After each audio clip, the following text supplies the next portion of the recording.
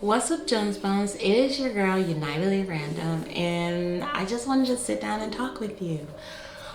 Oh my goodness, how have things been for me lately?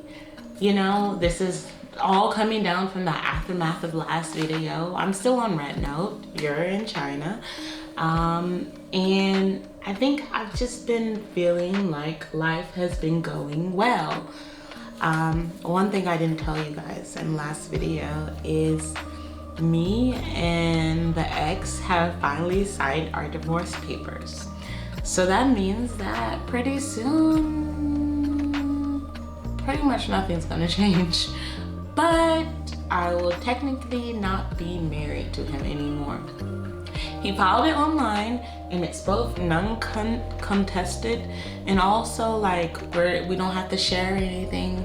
I've been in China for 2 years. Like, I think and I'm hoping that the judge won't ask for us to show up in court to dissolve the marriage, and they can just do it all through like the internet and the mail and like, you know what I mean? So hopefully it works out in that way.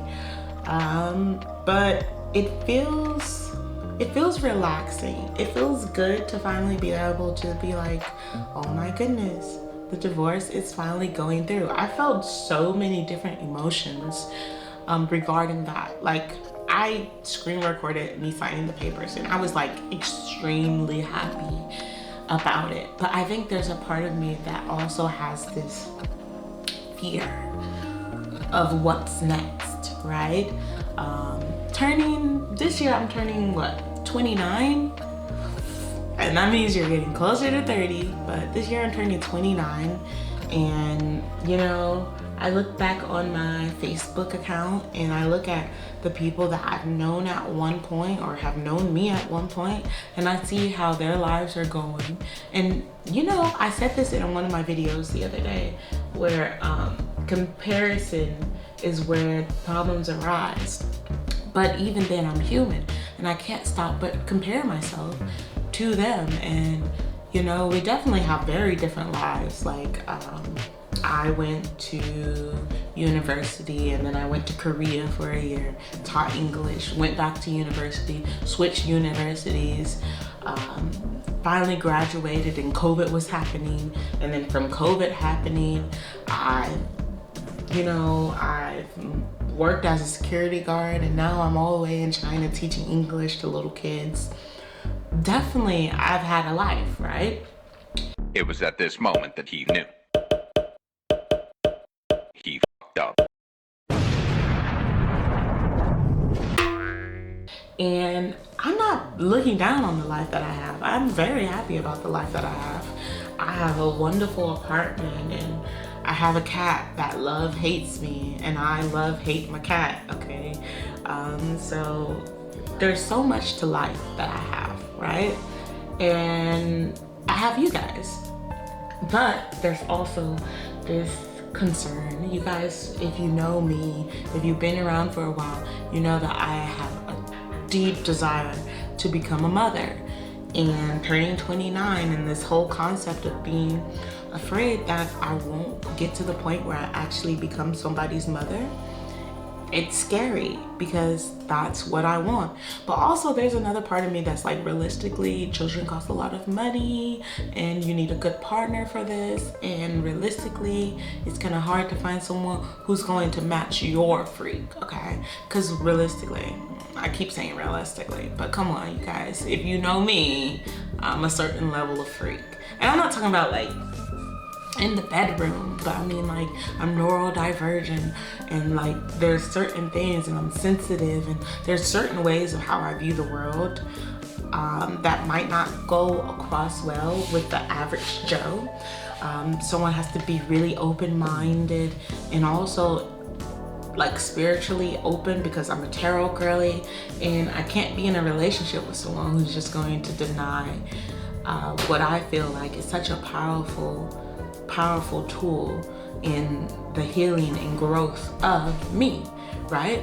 And so all of those things come together where it puts me in a position where I'm single and I'm lonely.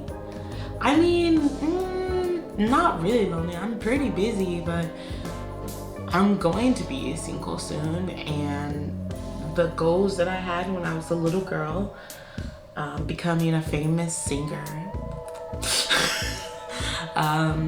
becoming a famous star. I mean, I'm on the way. I am famous. Like, I'm here, okay, babies.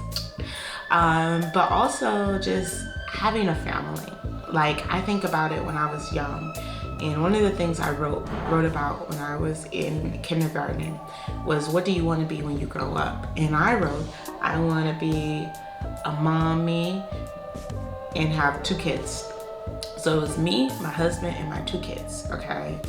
And I remember my adoptive mom, she brought it up and she was like, oh, you were so grown at such a young age. Other kids were talking about wanting to be an astronaut, and you were talking about wanting to have a family. I think realistically, and I think I've said it before in a live, but at that point in my life, I was still very young, and also I had just seen what I believe to be my family fall apart. So I think my desire to have a family of my own stemmed from being adopted at 4, okay? Because when I was writing these things about like my desires about life, this was when I was still very young, still in elementary school, still like in like kindergarten, pre-K type vibes, right? And I think that even though when I was younger, I had to do away with these memories of a previous family that I had. And while I have kept some of like memories of that time zone, I have some memories of that. Like, I remember waking up in a hospital and like panicking, and I was like being quarantined, and I know the reason I was being quarantined. Like, my birth mom had, I want to say, either AIDS or HIV, and before they placed me into a foster care, they had to test me to make sure that I wasn't AIDS or HIV positive, right? So I remember that quarantine process, and I remember getting whoopings because I would call my foster mom Miss Birdie and not mommy. So I remember little things like that, right? But I don't remember too much of like, oh yeah, the police came to pick me up at 4 years old because my mom was out being a prostitute or doing drugs, right? And all of this to say, I don't feel any like pain or anything towards that situation. You know, I think that not everyone is capable to be a parent. And I think that as humans, we should be open to the reality that not everyone's capable of being parents, and we should be welcoming to lift up people who are in these positions. And if someone can't raise a child, I have no issues with a child being put in adoptive care. But my issues with the whole situation is how people are educated when they're adopting kids, right? And I don't know the process, but I think that we should keep in mind that being in this whole situation is traumatic, and it does still have lasting effects. Even if this child seemingly doesn't even remember, there could still be lasting effects of ever being in that situation, right? And I think because of that, the lasting effects that I think that my adoptive mom wasn't really prepared for, and then also adopted me at an older age than my other siblings, I think that that caused for a situation where I would inadvertently get mislabeled and not receive the love that I think I deserve. It seems like I deserve love, but I do. And everyone deserves love, right? So all in all, I had a nightmare about my mom. Not my birth mom, but my adoptive mom. I had a nightmare about her recently. And she was helping my brother hide a murder. That's like a reoccurring dream that I have about my not my birth mom, my adoptive mom, where she's helping my brother, the one that hurt me. She's helping him get away with having killed someone, right? And I guess that's just how I see her. I had that dream when I was a kid, yeah. So I guess that's just how I see her. I don't miss the family.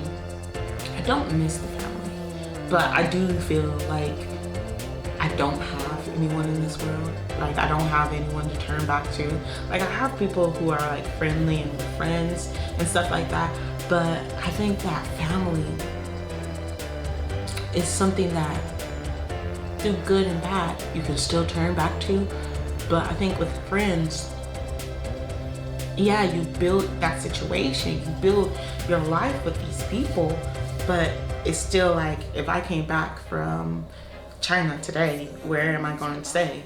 Probably with Stu, but that's not going to last long. I'm pretty sure Stu wouldn't put me out on the street, but I can't be sure of it. I'm pretty sure he wouldn't put me on the street, but he wouldn't be too happy about me living with him either. And I guess that's just the worry about life. And I know that I have to go back to the States at some point, and I have to get some type of life together there. And I, like everyone else, even though I'm 28, don't know what I'm doing in life. So this is all fun and games, like living in China, living my best life, having a roof over my head, being able to order in and out food, having my little cat, and like just living and like having so many things. But at the end of the day, what's next? That's always the question. So anyway, at this point, I want to say thank you for coming to hang out with me in my little kitchen. I wanted to just chat with you guys, tell you the truth, what I've been going through. Also share, like, the papers have been signed. Like, that's so exciting, because like we talked about getting a divorce like December 2024, and we finally realistically, I've been talking about divorce this entire marriage, okay? Like, if you know me, I've been talking about divorce this entire marriage. However, Stu brought up divorce December 2024. And then he's brought up divorce, and then I was like, okay, bet. I've been calling for this for a while. And then things were cool. We were talking about, like, if we wanted to get back together, we could get back together. We get a divorce and then we can remarry at any time. Then he started dating someone, and I was like, okay, now this is over. This is dead, you know? So I was starting to feel antsy, like, yeah, we need to get that paper done. And I started sending him a message every like month, like, when are you gonna file that paperwork? When are you gonna file that paperwork? And finally I was just like, look, here's a website, let's do it now. And then 2 days later, it's done. And he went ahead and filed it. And yeah. I mean, it's exciting, but also a little scary. But I'm gonna ignore the scary part and just gonna focus on how exciting it is that now I can end this chapter. Because one thing about me is I love to burn a bridge. So, like, getting this divorce is burning that bridge. Maybe we will rebuild the bridge later, like, still be friendly, but I just want to burn it. Like, I want it to crash down so I can see what it's like after it's crashed down. Like, when everything has fallen, what is it like? And then I can build from there. But uncertainly, I don't like this. I don't like this instability, okay? We need it to be crashed out on the floor, burnt out, or I need to be like over here, but I can't do them in the middle. So yeah, now things are starting to burn, and I just hope that I don't burn with it. Much love and positive vibes, and I hope to see you guys again next time. Like and subscribe if you haven't already.